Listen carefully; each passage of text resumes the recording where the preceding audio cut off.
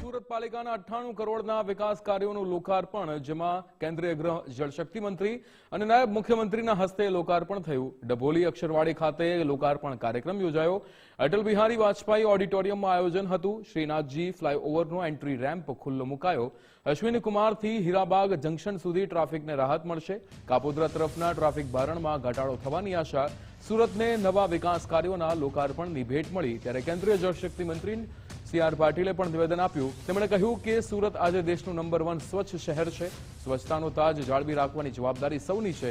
Surat bridge city તરીકે દેશભરમાં ઓળખાય છે. સુરત દેશનું સૌથી ઝડપથી વિકસતું શહેર છે. દેશની પ્રથમ બુલેટ ટ્રેનનો પ્રારંભ સુરત માટે ગૌરવની વાત છે. ટૂંક સમયમાં સુરતવાસીઓ માટે મેટ્રો મુસાફરી પણ કરવાની અહીંયા મુસાફરીમાં કરી શકશે. બ્રિજને કારણે આપણી પાસે સમસ્યા નથી. આપણો ટાઈમ એ બચાવે છે.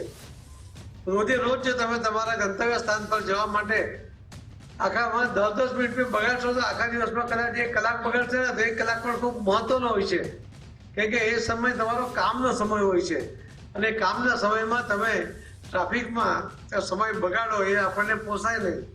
અને એટલા જ માટે વિકસિત ભારત તરીકે જો કોઈ શહેર સૌથી ઝડપમાં વિકસિત થતું હોય તો એ સુરત શહેર છે. અને એના માટે તમને બધાને ખૂબ ખૂબ અભિનંદન આપું છું કે રાત દિવસ સતત મહેનત કરીને તમે આ શહેરને ધબકતું રાખવામાં, શહેરની અંદર નવી નવી ટેકનોલોજી લાવીને પોતાના બિઝનેસની અંદર એનો ઉપયોગ કરીને તમે ચાઇના સહિત વિદેશો સાથે સ્પર્ધા કરવામાં, એમના કરતાં સારી ક્વોલિટી, એમના કરતાં ઓછું કોસ્ટિંગ અને સારું પેકિંગ કરીને માલ કેવી રીતે વેચ્યો એ જો શીખવું હોય તો તમારા બધા પાસે શીખવું પડે.